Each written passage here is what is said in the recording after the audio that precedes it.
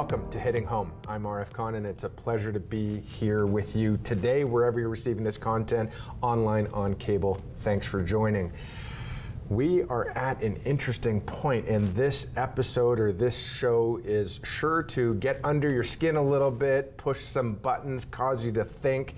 And in order to do that effectively, I am thrilled to be joined by my, again, partner on the show, Annette Barassa, who is a certified professional accountant, amongst a whole bunch of other credentials. I'm glad to have you here. Thanks for agreeing to come back and have this conversation, Annette. Welcome back. Thank you so much for having me back again. We are about 30 days in, let's call it that, 30 days into a new administration south of the border that pretty much on day one came out of the gates delivering on what he said he would do. A long list of executive orders. I think he's into the 70 some odd executive orders now.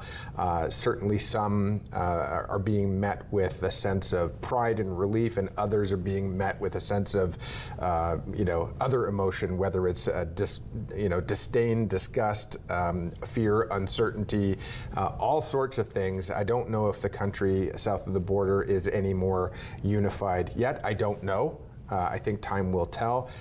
But that's still having an impact on our side of the border. And Annette, we've heard from the Prime Minister, we've heard from the Leader of the Opposition federally, and we've heard from a series of mayors and premiers their response to the idea of tariffs, and also their response to the idea that the threatened tariffs were not actually acted upon. There was a bit of a reprieve on them for about 30 days, and we're at that 30-day mark now.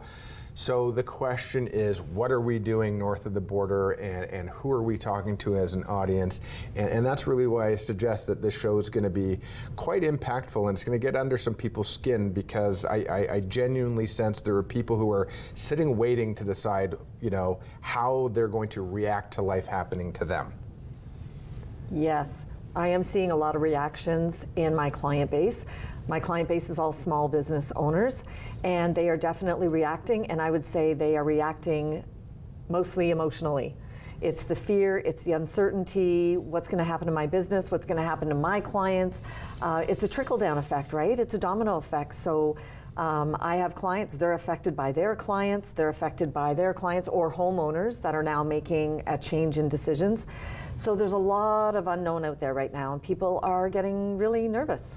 So, this will not become a show that is tied to doom and gloom and fear and frustration. I think the point is of this show, and I think the purpose of this series will continue to be, let's understand the climate, let's understand where we are, let's figure out how to dissect it, how to make it make sense, how to maybe protect ourselves from getting too swayed by what other people are doing or by what headlines are suggesting, because there's a horrible, and it's a really tasteless maybe thought in the media, age-old media, maybe that said if it bleeds, it leads.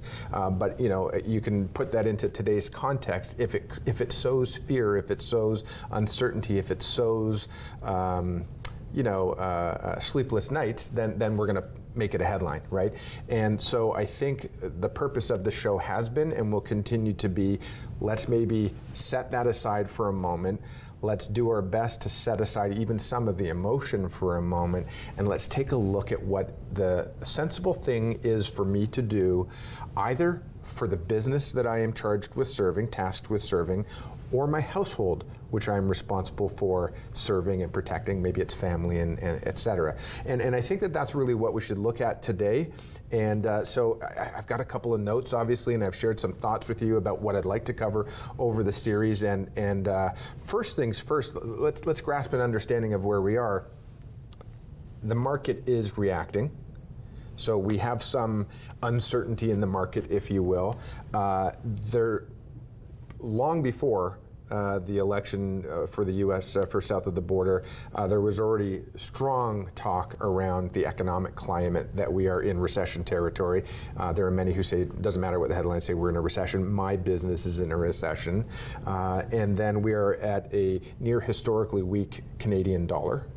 And so does it not make sense that now is the time to take a pause and actually do some introspection, some reflection, whether I'm a business owner or whether I work for a business and I need to assess what my future looks like and how the markets are going to impact my livelihood, or just even my household.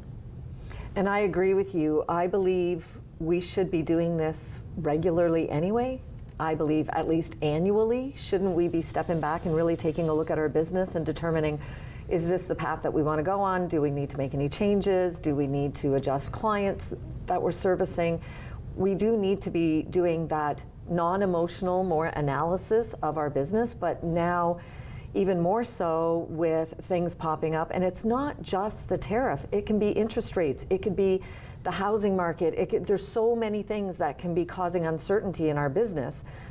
I believe now is as good a time as any. Let's dig in and figure out, are we doing what we should be doing, or is it time to make changes? Okay, so that is what we're going to do right now. That is what we're going to do today. We're going to do a dive into this now. And again, as we talked about, bear in mind, our goal here today is to talk about if you're a business owner, if you're self-employed, which there is a difference between those two, and how this impacts you as a consumer or a homeowner, a renter. Just you personally, me personally. So we're going to get into some of that today. Let's set some expectations, though, here, Annette. And I think certainly in the last 30 days, certainly if you're watching the headlines or maybe participating in conversations with friends, family, even looking at some of the trends on social media, we absolutely will see that there is a groundswell of, I'm going to frame it, I'm going to attempt to be neutral here, both patriotism, Canadian patriotism,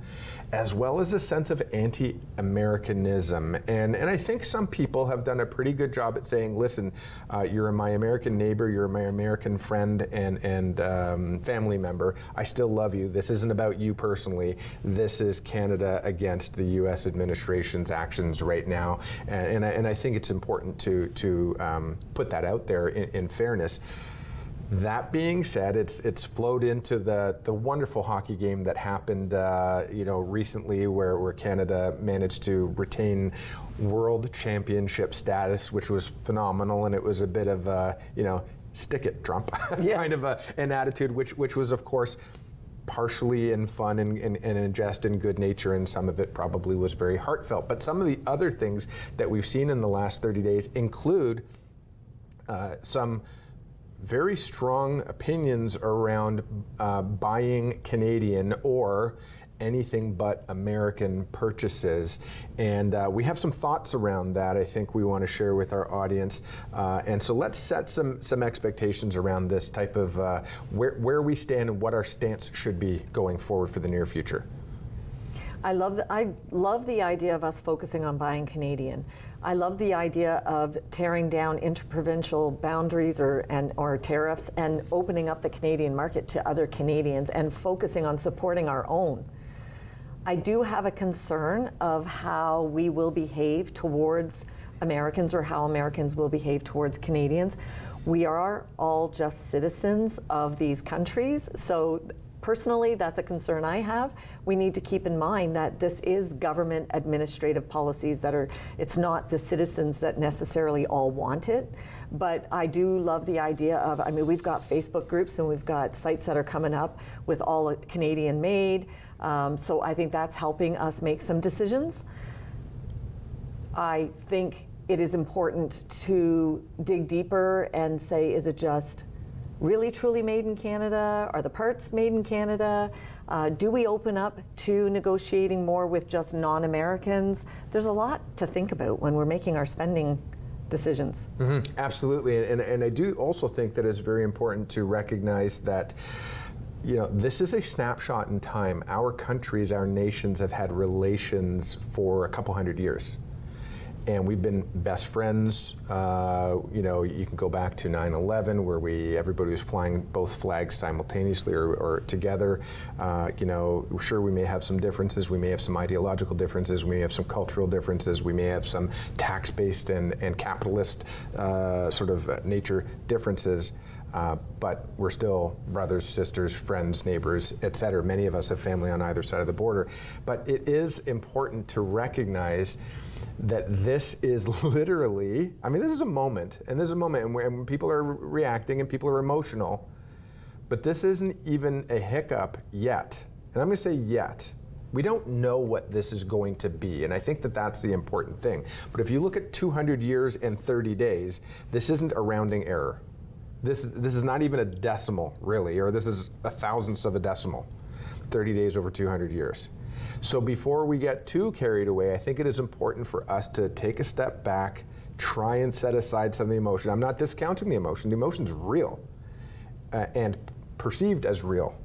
However, before we decide to, double down and go all in on this, let's actually take a step back. And I think you touched on some of the items, being whether it's assembled in Canada or parts are made in Canada. And we do have a lot of that. And for a reference point, there's about 280 or so companies here in Barrie, in particular, that are absolutely 90% plus impacted by potential tariffs. And so, what we do next will have a lasting impact. And I think it's important to take that sort of sobering second thought and approach to it. I completely agree. And unfortunately, we make a lot of our decisions, business decisions, financial decisions, they are emotionally based. But that doesn't necessarily make the best decisions. No, it doesn't, and I think it's important as well. There are people who have said, and I'm going to be very specific here in the moment, not very specific, very specific, and that is that there are people who said, why is it that we see construction companies doing the infrastructure projects in Barrie or road paving projects in Barrie or construction in Barrie, et cetera, and they're not. The contract wasn't awarded to a Barrie-based company. Why is it that they come up from the GTA? And it's very important to realize that this is sort of on a similar scale, equally potentially impactful. And what do I mean by that? And that is the whole idea around protectionism. Sounds great. Shop local is a fantastic idea. It's a fantastic initiative. I support it. I believe in it. There's a difference between shop local and protectionism. And what happens with protectionism, we've seen it before. We may think we're going to actually do, one up the competitor if we only source to local companies. But those same local companies that may or may not compete for and may or may not win the award for a local contract, if Barrie says that we're going to take on protectionism, there's going to be repercussions that they are going to suddenly, the GTA is going to say, great, we're only going to award contracts to people in the GTA. That means anybody from Barrie is going to be suddenly ruled out of contention for any of those projects.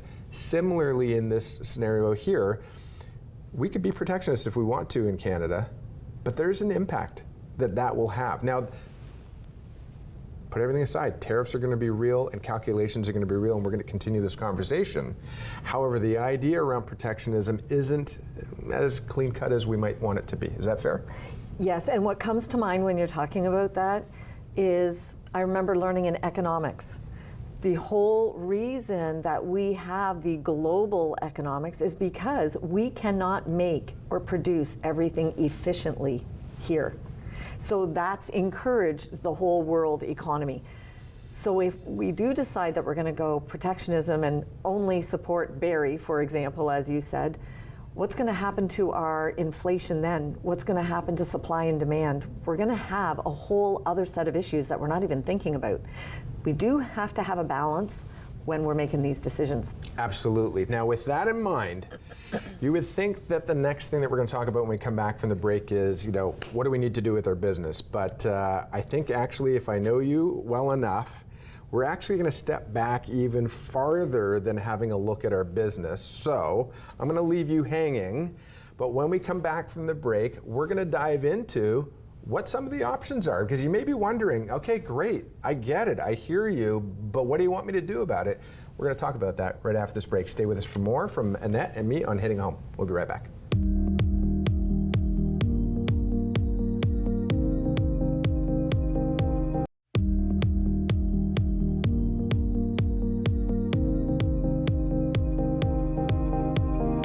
Welcome back to Hitting Home, and we're having a conversation really that is as timely as you can imagine, and really sort of digging in beyond sort of the stuff that we're seeing in the headlines and the social media around, let's give it back. Let's show them how strong we are as true patriot love and strong Canadians, and we're going to hold our own. And Annette, I absolutely believe that we're going to hold our own.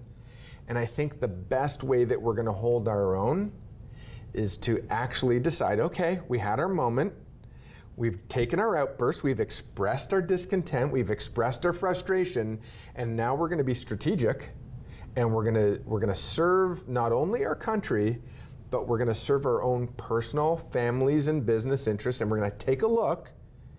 And change isn't easy, and change is inevitable. We're always changing, but we're now going to take a conscientious and calm look at what to do next. Yes, I agree. And I think it is time for us to say, all right, we've indicated our frustration, our anger, our concern. Now it's time to regroup and make decisions on what is best for us and our business. Now, you said something, though, in the first segment before we went, and you talked about the fact that, and I kind of teed you up for it a little bit as well, is it's not necessarily the business decision that we have to look at, but you said, doesn't it actually make sense that we actually do sort of annual checkups on where we are in our position in life, and that we should actually be concerned if we've gone 10 years without doing a little bit of a self-assessment, right? And I was thinking about it at the break, and I no longer, I've got kids who are 22, 20, and 7. Okay, great. I don't need a neonatal specialist anymore. I can probably get rid of the diapers. I can probably get rid of some of the baby elements and baby toys. Yes, I still need a pediatrician, but I can do an assessment. If I change my car, maybe I need a different mechanic. If I change the type of other services that I require in my life, maybe I need to regroup and think about sort of who I'm surrounding myself as my experts, my counsel, the people I rely on. Shouldn't I be doing that same thing here with my own business or my own, my job prospects, for example? Absolutely. I love the gym as a perfect example. It's a straightforward example, but if you think about it, if you're paying, I don't know, say $75 a month to go to the gym, isn't it at some point you step back and go, I'm not utilizing all the services. Why am I paying $75 a month when I can go over here and pay $35 a month and utilize what I'm actually using? So we should be on a grander scale doing that with our business and our overall personal financial planning, everything, all aspects of our life. We should really be doing that. You think about that from housing perspective as well. You have a family, maybe of 4, maybe you've raised a couple of children, maybe you're still married, maybe you've had a divorce, maybe you've had someone you're now widowed, something along those lines. Does your house, as much as you love it, and as much as you have many memories there, does it still make sense, or do I have a look at maybe changing that up? But before we get into analyzing the viability of our business or our job prospect, you actually had some thoughts around the fact that there's something more fundamental than that we should be exploring. Well, I take this and relate it to money management, right? So when you're talking about money and your spending behavior, I always take people back to what's your why? What is your reason for doing what you're doing? And we can be a train straight ahead and not even take the time every once in a while to reflect on, why is it that I'm doing this? Why is it that I'm in this business? Why is it that I'm dealing with these clients? Why is it that I'm putting up with the risk or the concerns that I may have about running this business? And is the passion still there? Okay, I don't believe in making decisions based on passion, but at the end of the day, if you've lost your passion for the business you're doing, well, that would be number one reason to get out of it, really. Number two is looking at your business and saying, okay, the passion is there, but is this a viable activity for me to still be engaged in? I have dealt with a client just recently who shared with me that she loves her business. She enjoys the client. She loves everything about it. But she is taking money out of her savings to continue funding her lifestyle because the business is just not providing enough. I have dealt with about 3 clients in the last week with that situation. Mm-hmm. And I'm gonna be a little bit more blunt than you, maybe, or maybe we don't agree quite. I'm going to suggest to you and the audience, for that matter, that follow your passion is probably the single worst piece of business advice and strategy I have ever heard. It is rampant on the shelves of the bookstore. It is rampant on social media with all of those sign up for my free training session, come down to my conference. You can do it too. Look at me, I've made millions. It is rampant across everywhere. Follow your passion and you'll never work a day in your life. That's nonsense. This is garbage. That is the worst piece of advice I have ever heard. I love the concept of it.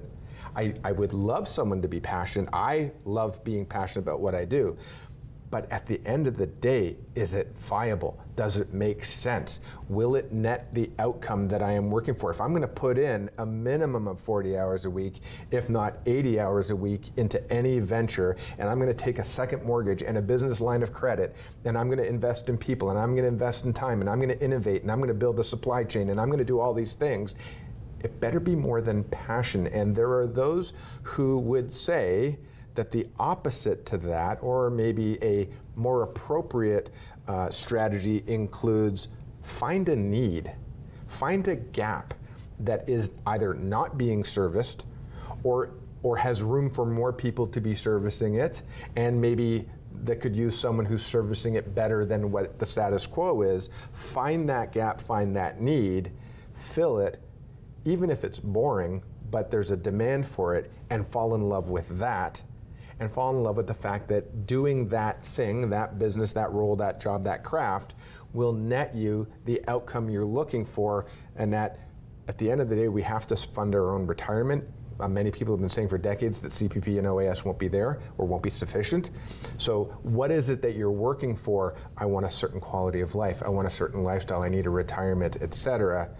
Get passionate about a mechanism or a vehicle that will deliver. I agree 100%. That the whole build a business based on passion, I agree 100% that it's not going to work. When you were talking and I'm listening to you, what came to my mind is so many people become self-employed because of a passion. I love this so much. I want to make a living at it. I want to make a profit doing what I love so much. But is that the ingredients to make a successful business? Many people get into business ownership and grow a business because of what you just said. They saw a need, they saw a gap, they filled it, and they did it successfully, made millions. They may not be passionate at all about what that business is doing. They are passionate about the end result, that it provides them with a retirement plan, it provides them with the financial freedom to travel, to take their kids on a vacation, to provide for university for their kids. That's what they love.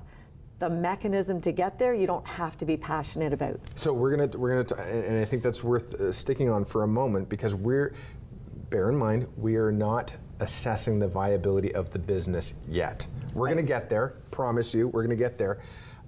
However, what we're discussing right now is that conversation that quite a number of my clients, I would say well over 50% of my clients, they tell me what they do. And they tell me why they're good at it, or they explain to me certain processes, or maybe something along those lines. But they don't actually remember why they're doing it. They fell out of love with it, or they actually, and you can actually have this conversation with a number of your clients, I'm assuming as well, because I believe you deal in divorce mediation. I do. Many times, our clients'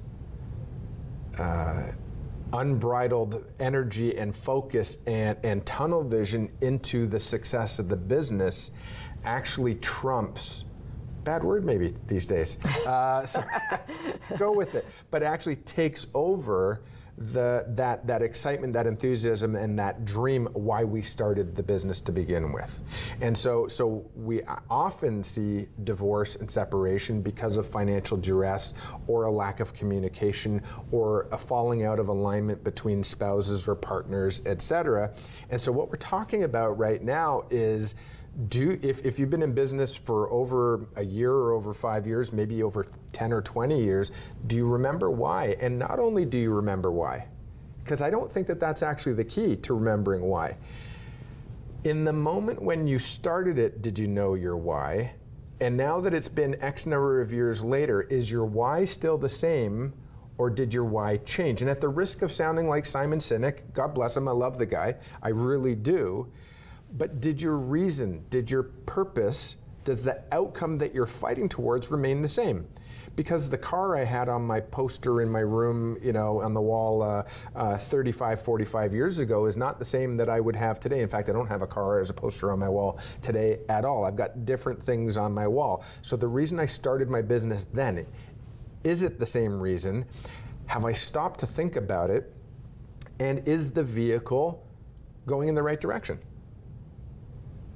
That is the secret to life, I think. Okay, wow. Well, so you're going to see me on the wall somewhere. Yeah, but seriously, life is constantly evolving. We're constantly dealing with change. So when we have a change event in our life, how often are we stepping back to say what other things need to change in our life? Our kids get older. There's significant change in that. It impacts many, many things and many directions of our life. So if there was a point of these, the first sort of portion or period of this session, it's really to actually get under people's skin to say, when was the last time you took a minute for yourself? I love that, yes. And people may say, I'm too busy, I don't have time, I'm barely paying the bills, I don't have time to think about those luxuries. Well, okay, I get it, but if you don't do it now, then you're not going to do it tomorrow. 20 years is going to go by. 5 years is going to go by. A large period of time is going to go by, only for you to find out that either you were or you were not on the right track. But that's a tough thing to consider. If my current plan isn't working, if I have zero hope or zero plan of getting to where I want to be. And it doesn't mean the strategy wasn't working before. Maybe the strategy was working before, but as you said earlier, everything's changing every single day. And right now, where we are at this time in Canada and in the global sphere, if you will, things are changing at a very rapid pace. Does it make sense to stay status quo, or does it make sense to ensure you're in alignment? And by the way, oops, wow, that was a neat exercise. I found out I wasn't. And I can do something about it. I think it would be really interesting if a business coach or a strategist was to say to a business owner, I can tell you you're leaving $50,000 a year on the table. Or for a larger business, $500,000 or $1 million. If you put a dollar value to that, that's going to get your attention. Then you're going to be willing to sit back and say, where am I leaving money on the table? We should be going through that exercise all the time as business owners. It could be as simple as changing our collection policy. It could be as simple as changing the way we order inventory. We need to constantly be reviewing our efficiencies or lack of them. It costs us. So we've now covered, and hopefully we've gotten under some people's skin, at least caused people to sit and think, you know what, it's true, I haven't done that in a while. Maybe I'll take a few minutes this weekend to do it. Something along those lines. That's great. So the question is, what's the next step? And we'll let you know what that is right after this break. Stay with us for more on Hitting Home. We'll be right back.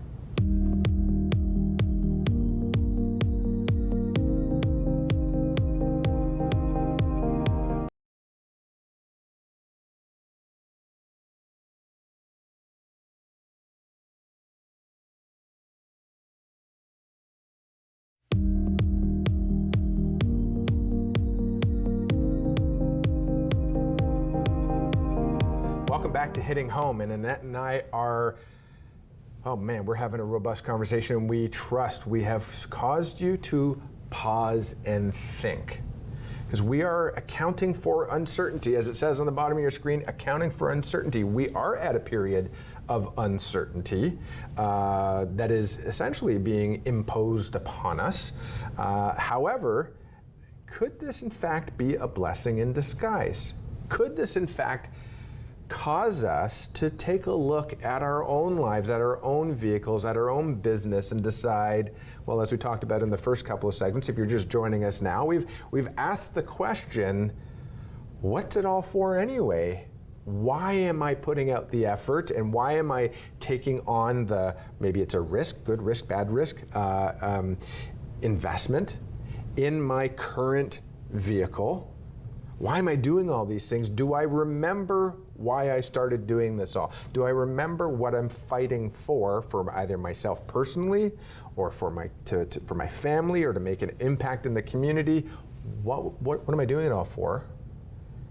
And it's a good idea, as you said, to really do a tune-up every once in a while and to decide that we remain aligned with why we started. But now the next question is my vehicle that I'm using capable of giving, giving the outcome that we're looking for? Am I in the right business, self-employment, or personal vehicle to achieve the things I set out to achieve? So I have a few comments I want to make on that, Arif. Okay. So first of all, I think it's really important to understand that we are driven by different purposes. We have different motivations.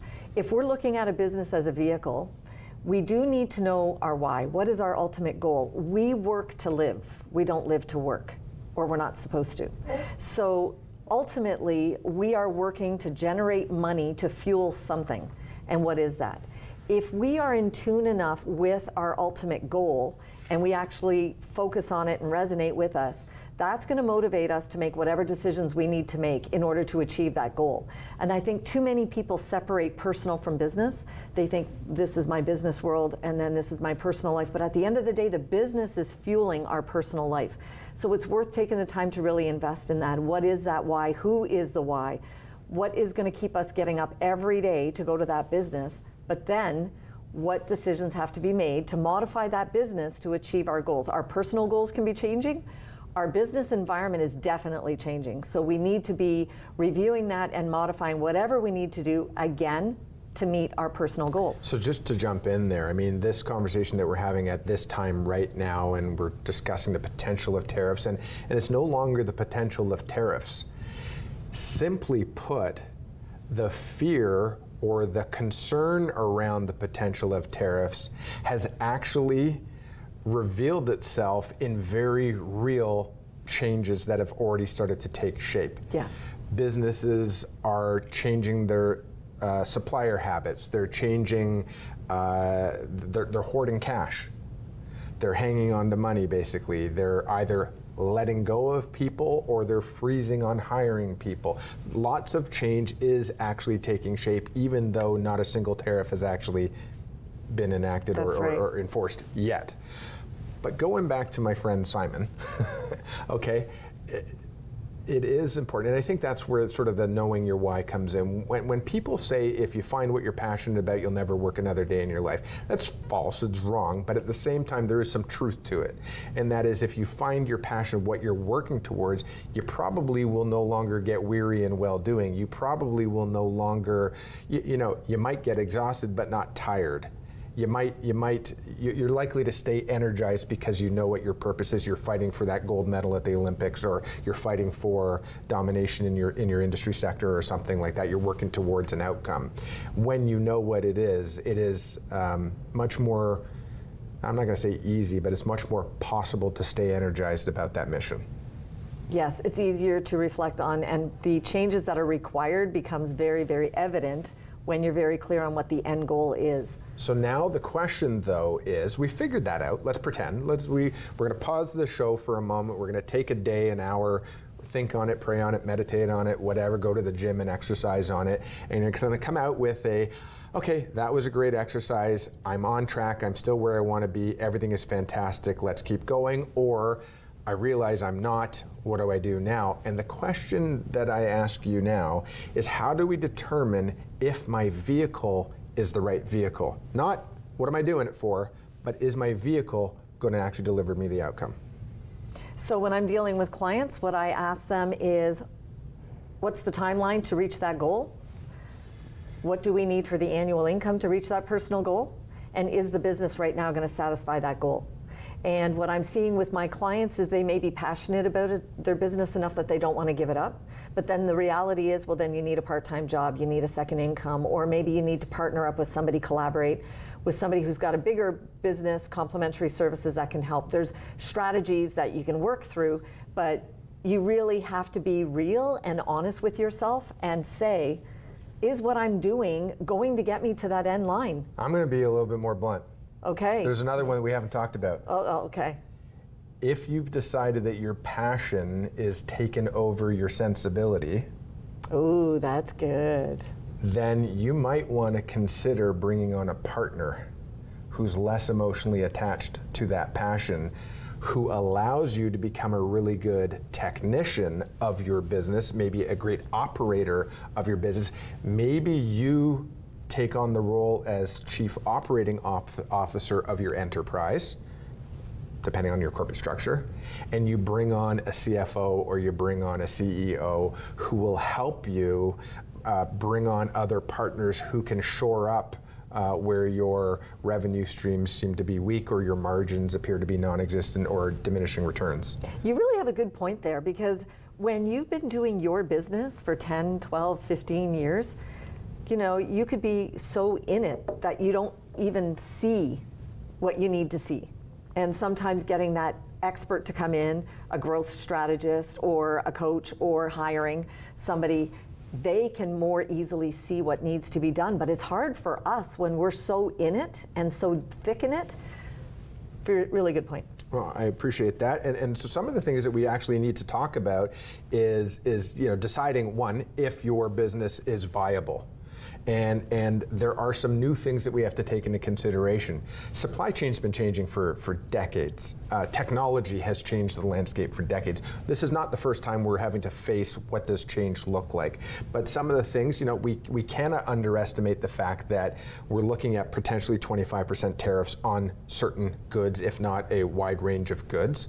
We are looking at, as I mentioned earlier, the historically weak dollar. We're sitting at around $1.42 for a dollar. That's a huge burden in terms of the exchange rate. And the other thing that we haven't really talked about is the impact of this patriotism, this protectionism, I'll refer to it as, is by Canada, is that there are a number of business owners who are dealing with the fact that they have made purchases already. Now, if you're a retailer, for example, and as a consumer, I think it's important that you and I have this conversation. I get it, I'm with you, I love support local, but every single one of the retailers that we patronize on a weekly, monthly basis, if they've been doing their business right, they made decisions to stock their shelves based on consumer trends, buying habits, what you and I told them we expect to see on their shelves. That's how they stock their shelves. So for us to suddenly pull the rug out from underneath them because we decided to have a moment where we were going to, allow ourselves to be guided by our morals and make a moral decision to support local and Canadian, remember that family or that corporation that is employing your neighbor and my neighbor and other people in the community, they were doing what we told them we expected them to do. And they bought inventory months in advance of today's date to have on their shelf so that when you walk in, it's there for you as a convenience. For us to decide that we're going to, make new choices and other decisions, remember that you and I may likely be impacting them by having them sit with unsellable inventory that they're paying interest to have on their shelves, and that can be a devastating impact. Absolutely. That's something that's been concerning me since I've been hearing about this Buy Canadian. I've thought, what about the ones that are on the shelf? It's not fair to our local business owners. I wish we could go in and say, we're going to help you. We'll buy up the rest of your inventory. Just don't buy any more from the States. I wish we could do that. We can't. There is no, I don't think we can communicate that. We could try. But I think it would be great to still support our local businesses while we go through a transition, which is what it is. A transition. Absolutely. Okay, so I think where I think we go next, I think we've hammered this home. We've hammered home what it's all about. We've hammered home sort of deciding if our business still makes sense. Now, we have to take this into consideration. I don't know if we've gone deep enough on that actually.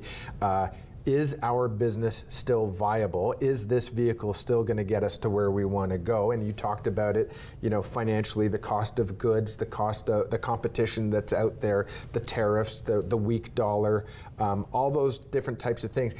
If your business still makes sense, go ahead and do it. If you're the right person to lead your business, go ahead and do it. If you're not the right person, are you willing to be strong enough and true enough to yourself to determine if you are not the right person to lead your business, or maybe do you need to bring on a partner or some consultant or a guide to ensure that you have some viability? Because many of us Don't go and get a Bachelor of Commerce or a Master's in Commerce to determine that we're the right people in a changing environment. Have we kept up with the changes in those environments? And then we've got to decide that we've read the room appropriately. Is the vehicle still relevant for today? Versus is the economy changing? Is the demand of the market changing?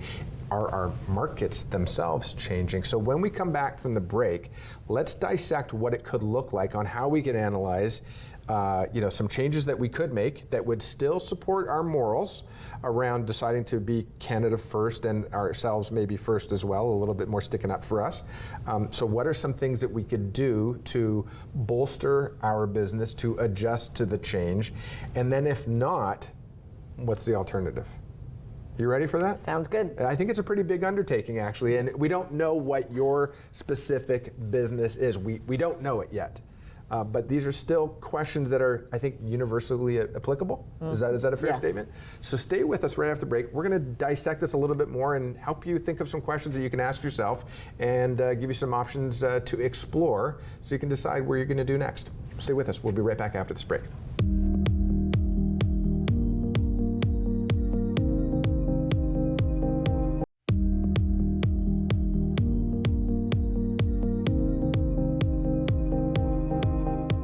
Welcome back to Hitting Home. Annette and I are having a conversation, and I don't even have time to sort of give you a summary of what we've done in the first few segments, so we're going to keep rolling right into it. The question is my business viable?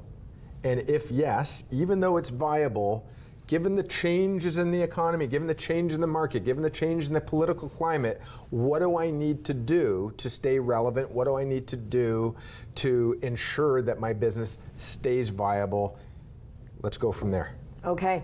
Well, the first thing I talk to my clients about is let's look at your financial statements. So if you're questioning at all, you have a balance sheet and you have an income statement or a profit and loss statement. The best advice anybody can give a business owner during times of change or even questioning the impact of change, go through every single line item on your balance sheet and your profit and loss and ask yourself the question, are there any changes I need to make to adjust to the uncertainty or to the changing market? Do I need to tweak this? Do I need to change it? Do I need a consultant? Every single line item, it's really, really important. Things are changing, and I think of AI. AI is impacting the way we are doing a lot of things in our business, and that could impact the bottom line. So going through each line, first and foremost, fundamental. Okay, so I actually want to stop us there just for a quick second. Yes. We don't have a lot of time, but I want to stop for one quick second. Right now, the uncertainty is a headline, and everybody's eyes are on it. Take away the headline, the uncertainty is still there. The uncertainty was there before January 20th. The uncertainty was there a year before, 2 years before, 5 years before, 10 years before. Uncertainty is the constant. Said otherwise, said differently, change is the only constant. And you touched on it regarding AI, you touched on it regarding technology, you touched on it regarding intercontinental trade, et cetera. Change is something that we are always dealing with. So right now, I think the best advice we can give somebody is don't panic. Don't panic. Don't get caught up in the headlines. It was changing long before the headlines told us it was changing. It was changing long before it was uncertain as a sort of a hashtag or as a buzzword. So your comment to us is now is a great time to stay calm and just have a good look at where we are on our balance sheet and every single line item. And I'm going to interpret it into English in the sense of look at every single item in your business and decide, is it relevant? Is it serving a purpose? Do I have a margin that makes it such that it should remain as a service offering or product offering in my business? And if not, now's a good time to get rid of it. Or is there a way to do things more efficiently Keep and going. effective? So going through all of that and then still identifying, well, being efficient. Is there a better way to do things? Is there a better way to deliver the product or the service to the client? Is there a better way to receive what we need in order to accomplish the goals in the business? So one of the things that we can look at is, I think people have said, listen, yes, our Canadian dollar's weak, and we're possibly going to see a 25% tariff. Is there a different source that we can buy that product. So maybe we're going to change the name brand, but it's that product or that service or that offering will still deliver the same outcome that my clients need, but I'm going to source it from Europe, I'm going to source it from Asia, South Asia. I might be able to source it even domestically here in Canada, while still filling that gap that my client needs served. Absolutely. Okay. And the way we're adjusting our personal life by saying, well, we're going to not buy American-made products anymore, we're making an adjustment to our spending behavior. As a business owner, we can be doing the exact same thing. And by the way, if you're wondering if this makes sense or if it's a dumb waste of time and it's something to do, turn on the television or the internet, I don't know if you have to turn it on, or the radio. You will see, hear, and watch and witness countless companies that are suddenly very Canadian. Kraft Cheese is telling us how it's Canadian milk going into their cheese, and it's Canadian wheat that's going into their Kraft dinner product, or Canadian wheat that's going to the bread product, etc. This is real, and they have heard us, and they know it's happening. If it's good enough for them, it's probably good enough for you. And what does that mean? It means that if you and I need to make a change to our service offering, where we're sourcing material from, where we're sourcing content from, for example, it doesn't hurt for us to put it on our advertising or on our social posts that we are responding and we are doing the responsible thing, and this is why we're doing it. Because I firmly believe, whether it's with politics and taxes or whether it's in your business, if you can tell your stakeholder, your consumer, your customer, why you're doing what you're doing, you're likely to continue to receive their support. So, aside from sourcing separately, what else can we do in terms of supply chain management or working with suppliers, et cetera? Well, I'm thinking we really need to start building relationships with our supply chain and negotiate and possibly collaborate. There could be opportunity for companies, like you see companies where they buy up their distribution chain, right? We've seen that happen in the past. It's really looking at all the options, seeing what's out there. Unless you get into a specific industry, it's hard to be specific. Fair enough. We don't know what your business is right. in particular. Yeah, fair enough. But now what about pricing? Because again, this is how we've always done it. Has never been a really good strategy. It actually fuels complacency. And then at a moment like now, when everybody's focused or hyper-focused on it, we get caught off guard. I was going to say something other way, but caught off guard, let's go with that. And we've become maybe too heavily dependent on our relationship with our partners to the south. I love them. I want to keep serving my partners to the south. I want to keep my relationship with my family and friends and complete strangers that I believe we share a lot more in common than we do as differences. That doesn't mean that they need to be 90% of our business and our focus. So we could be looking to build relationships. Now that may mean that we have to adjust our time zone or our offering of our time. And again, it depends. Are you in a service-based business? Are you in a product? Or are you in a digital-based business? But how else can we create relationships? You talked about the fact that we're certainly discussing removing interprovincial barriers, trade barriers, et cetera, but looking at other revenue streams. So as we look into our business, there are some other opportunities that can come up for us to expand on existing services or products. Opportunities could come up that we see as evident that we're filling the gap. So the way I see it is this, Annette, is our dollar is at $1.42 plus or minus right now with the states, so that's low. Then they add 25% tariffs, so that's low. But other partners could be taking advantage of our weaker dollar. So if we go to the UK, if we look at Asia, if we look at Europe, if we look at South Asia, et cetera, and say, hey, listen, our dollar's trading low, now's a great time for you to buy. It rules out the 25% tax barrier or tax burden, but it actually creates an incentive for others to do business with a Canadian company. And again, we might be specifically focused on these several hundred, just in Barrie alone, manufacturing facilities and partners. But this can also, even if you're in the digital space, or if you're in a consulting space, or if you're in some form of a nonlinear space, you can do trade. Even if you're importing and exporting, you can do trade with other partners, not just with the States, and actually capitalize on the weaker dollar. Because as long as they're driving revenue into the country, it doesn't matter. I have heard some business owners that are looking to launch into the European market. Okay, so if now you decide that your business is viable, great, we've given you some things to look at. You said absolutely analyze and microanalyze your balance sheet and make sure that every ledger item, every line item makes sense, if not get rid of it. In the 2 minutes that we have left, what if you decide, you know what? I'm kind of glad we're having this conversation. I was getting a little bit weary anyway. I'm getting on. Here's a stat, and this is not a new stat. The average Canadian switches actual careers 3 to 7 times in their lifetime. 3 to 7. in their working life. That's not changing jobs. That's actually changing careers. Yes. So for us to say, hey, you know what, you might want to decide this isn't for me right now, I need a different vehicle. That's not lunacy. That's statistically, that's normal. 8 times might be lunacy, or maybe it just means you're undecisive. 1 might mean you're a little bit too hyper-focused, or you were really, really lucky that you've landed on the first one the first time around.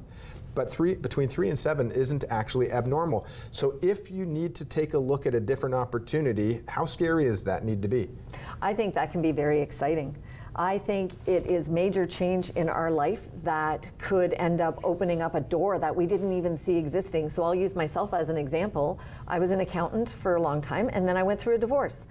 Going through that divorce introduced me to the whole concept of mediation, and now I'm a financial mediator in divorce, but I would have not have seen that opportunity and how I could help people and that window if I hadn't gone through it. So we can go through life and get very frustrated and upset because there's a challenge, a struggle, we're hitting a brick wall. The thing is, on the other side of that wall could be a huge opportunity that we could end up just exploding a wonderful life. Mm-hmm. Now, I do want to provide a little bit of a caution to anybody listening.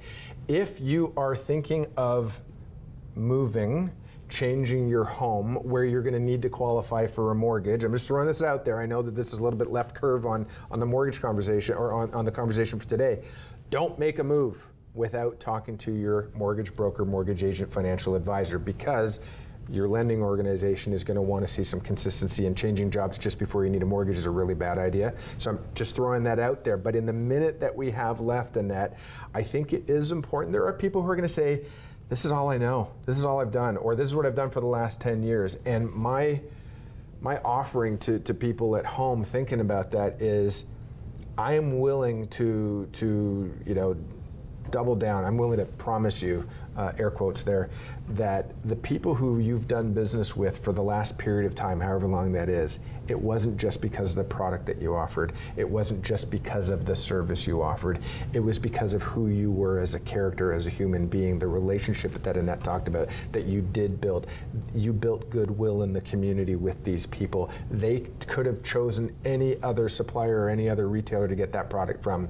They chose you for a reason that likely, and even if you were right next door, there are people who say, I will walk past that store that is 1 block away from me and go across town because the relationship or the quality of service or whatever is better. So we have to go right now, but I want to thank you for having this conversation with you.